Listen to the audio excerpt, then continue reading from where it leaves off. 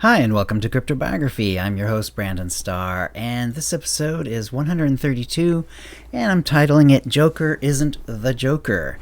And this is going to be a little bit different from what I normally do. This is not a short story. This is simply a reading of the recent movie Joker, as played by Joaquin Phoenix. So what sort of brought me to do this particular episode is I've seen a lot of reviews and a lot of opinions of the Joker, and something that seems to be sort of like slipping by all of these reviews is something that seemed obvious to me from the beginning. I've seen it a few times now, and even on the first viewing of Joker in the theater, I was like, this is not the Joker. This is something different. But that doesn't mean I didn't enjoy the movie or that I, have any negative feelings toward the movie. I think it's a rather brilliant movie. It's well acted, it's well directed, it's well edited. The set design and a lot of the other sort of like atmospheric parts of it are very well done. Really a really well done movie. It's just not about the Joker. It's about Joker. And what was interesting to me about this viewing of it is, for one thing, it seemed really obvious to me, and yet no one else is talking about it. But also it's like a unique sort of thing in cinema. I can't think of any other movie that's quite like this in its in what it does. So let me just sort of lay out what I am thinking, just in case it hasn't it's clearly not obvious to everyone, so I might as well lay this out.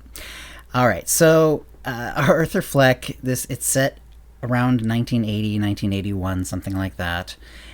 And we see Arthur Fleck, who becomes Joker later on, or sort of becomes him through the course of the movie. You could say that he becomes him in stages, depending on how exactly you're reading the movie. But anyway, we do see, Bruce Wayne and his father. And Thomas Wayne is an adult. He is, wealthy. He's alive. He's running for mayor. Yeah, this is probably gonna have some spoilers in it. Meanwhile, his son Bruce, who will be Batman, is 9 years old ish.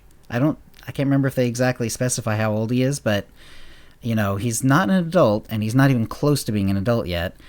There's no Batman in it at all. This is set before before Batman becomes Batman, sort of.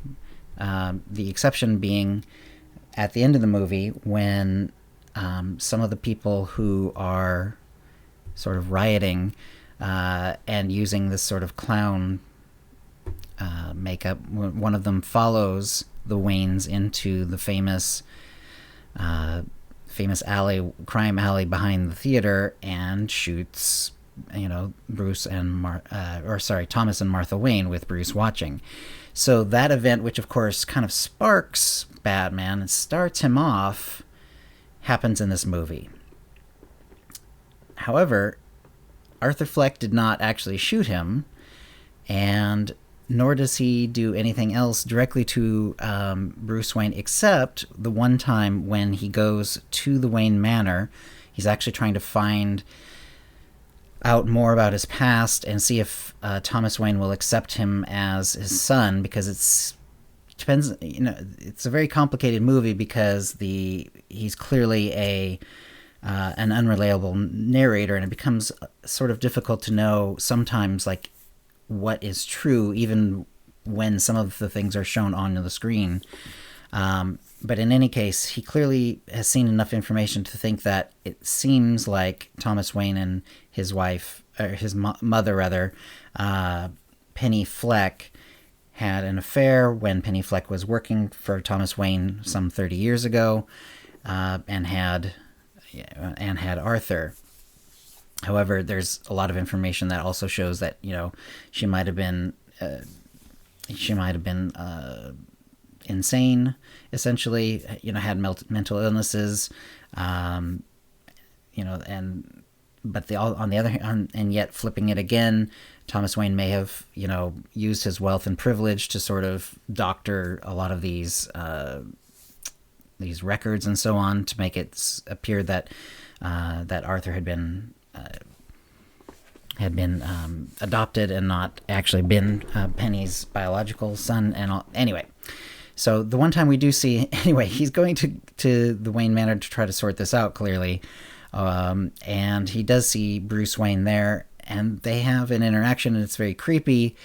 But in no way is this the Joker interacting with Batman. This is Arthur Fleck, who will soon become Joker, interacting with Bruce Wayne, who, at this point in his life was not necessarily going to become Batman. I think it's safe to say that if his parents hadn't been shot in front of him, he probably would not have become Batman at all.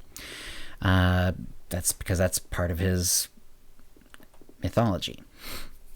So, but on the other hand, this is not, while I'm saying that this is not the Joker, he's not the man who is fighting Batman. He's not really causing mass mayhem, not directly. He sort of does it by accident, and he doesn't really plan things at all the way that the Joker does. So, between the facts that we've seen that, that he doesn't directly interact with Batman, and the fact that, that he's, his actions are sort of scattered, they're not well planned, and the mass mayhem that is caused because of him is sort of accidental. It's not on purpose the way that other Jokers would create mass mayhem on purpose. So, you have Nicholson doing the parade and, releasing the gas to try to get everyone to kill each other. You have the two boats situation with Nolan's Batman and Joker, and you have in other words, the Joker that we've seen and in the animated series, he's constantly like trying to cause mass mayhem as well, but it's always direct. It's never sort of accidental as just happenstance because of what he has done. So it's interesting to me but what is he doing then? So if this isn't the Joker, so what is the movie doing exactly? Why is this character being examined? Why is he the main focus of this movie? And why is it, called Joker? Well, I think that the fact that it's called Joker and not the Joker, I think is sort of a little hint that this is like a story almost more about Gotham City than it is about Arthur Fleck, or at least about Joker itself. Joker versus the Joker. I think when you look at what this character is doing, it is essentially setting up whoever will become the Joker later on down the line, when you actually do have Batman, when there is a man in a bat costume running around punching people, there will clearly be someone called the Joker at that point. At this point in Gotham's history, there is a garbage strike. There are giant rats everywhere. There's clearly a lot of tension, a lot of pressure sort of bubbling right under the surface. And what happens is, because Arthur Fleck has all of these sort of clown connections, he ends up sort of pushing Gotham in a way that will help bring the Joker around. So it's an interesting character study, but it's a character study almost about the city more than anything else. Or at least it's about Arthur Fleck and Gotham at the same time. So while Arthur Fleck, he does shoot some people, but when he shoots the three men on the subway, it's clearly, at least at the beginning, it's sort of, self-defense because they're beating the crap out of him. Now he does go overboard, and then like one of them's trying to run away and he shoots him anyway. I mean, he's not, but on the other hand, that doesn't exactly strike me as very Jokery. I could see almost anyone who's sort of a little bit unhinged and upset doing that sort of thing. And because he was doing it, he was in his clown outfit, and in fact that's why they were beating him up. in part, and because he was laughing uncontrollably. And again, this uncontrollable laughter is interesting, but it's not part of the Joker. It just seems to be part of Arthur Fleck. When he's doing this uncontrollable laughter, and it's this neurological condition, it's very interesting, but it doesn't feel like the Joker. It feels like Arthur Fleck, and it's an interesting, yet it's like part of what makes him become Joker. And when he then he then goes on, and then the sort of the clown themes keep coming up, of course, because he's working as a clown, and he gets beaten up as a clown and shoots the guys, and then because Thomas Wayne calls the people who are not making what he says is not doing anything with their lives and acting like clowns, that is sort of like what breaks this tension and causes like all of the people to sort of don clown masks and create this sort of wonderfully crazy, like almost riot. It's like it starts as sort of regular gatherings and so on, and then it quickly becomes sort of a riot towards the end of the movie. And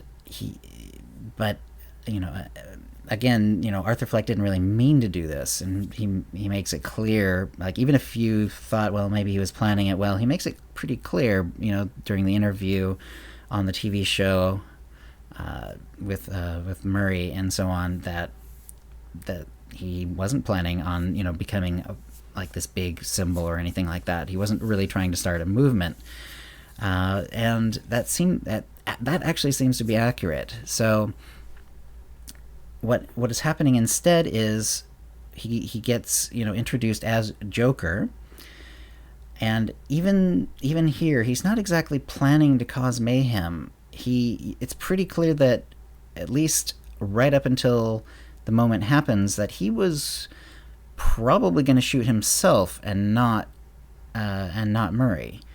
So not Robert De Niro's character. So, but he does end up doing that. But it seems to be more sort of naturally happening because of in the course of the interview that they have, he sort of becomes more upset, and he starts talking about how the people who are wealthy are just sort of ignore everyone else in society, and how he feels ignored. And then he says, well, when he's told, well, people are basically good, and that's when Arthur, or Joker, sort of seems to put two and two together almost. He's like, yeah, but you're not kind, and you're not nice, and you're not decent, because he played his rather unfortunate comedy on air just to show how bad it was, and then he had him on the show again just to essentially make fun of him. And there was really no kindness in that, even though Arthur clearly took it because he was kind of hoping beyond hope that this would actually lead to something good for him. But it was clear that he was just there to be made fun of. And then when Joker shoots him,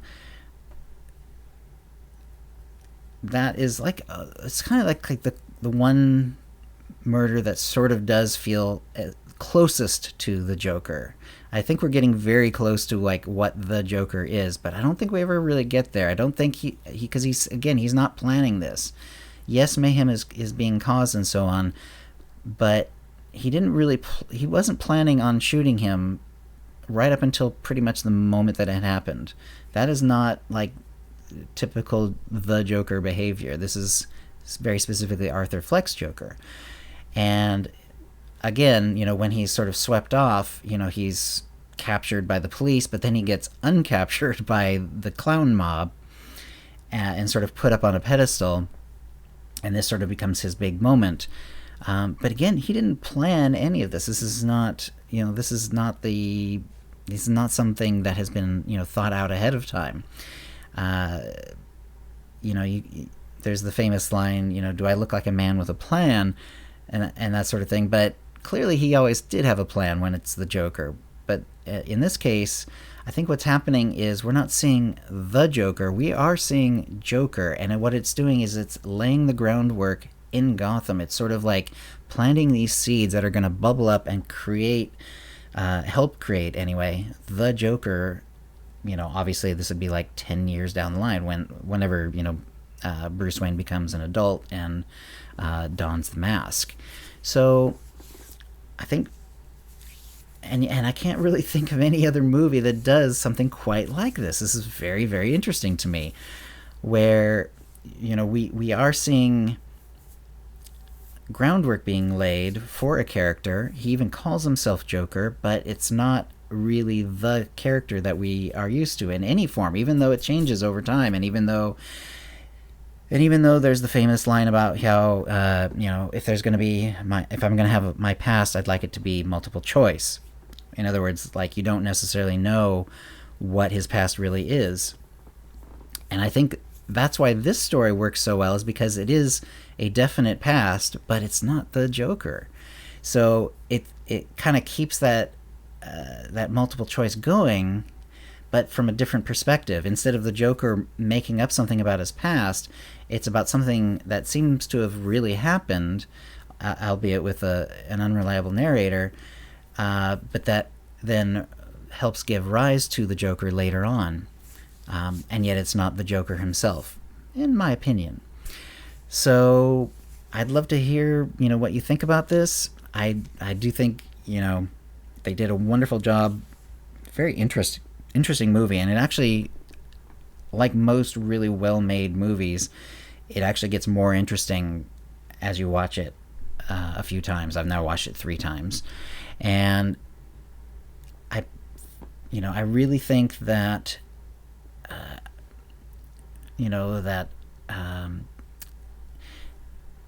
they did some really wonderful things with this movie, and it's really a tightrope, because if they sort of make it clear that this is not the Joker, people might feel sort of underwhelmed, or they might not care about the story or whatever, or they might dismiss it out of hand or whatever. But what they end up doing is they get close enough to this being the Joker that I think most people feel comfortable, and yet once you examine it, it's clearly not the Joker, and yet it is doing all these interesting things with the timeline and with with the whole Batman mythos and with the Joker mythos, and sort of it helps you see, okay, why did the Joker happen in Gotham, and why did he happen in that very specific way? Why is there this sort of whole clown aesthetic? Why is there why is there so much sort of like bubbling violence in the city and so on? And I think they did a really wonderful job. Definitely worth seeing if you haven't. If I don't know why you'd listen to this and not have seen it, but hey, either way, maybe you just like my other episodes or whatever. But I definitely recommend the movie. I think that it's wonderfully made. And again, I can't really think of anything else like this, where it sort of shows it sort of shows like how a character would come to be without showing the character himself, and yet sort of at the same time, sort of in a sense, sort of mesmerizing us into thinking we're seeing that character himself. We're even though really we're not. Wonderful movie. Interesting point of view. I hope you got something out of this. And we'll go back to our more normal fiction starting next week. And I hope you have a great time. And thanks for listening. And we'll see you next time. Words and music, copyright 2019, CryptoBiography LLC, all rights reserved. Characters and events are fictional, fictionalized, or satirical.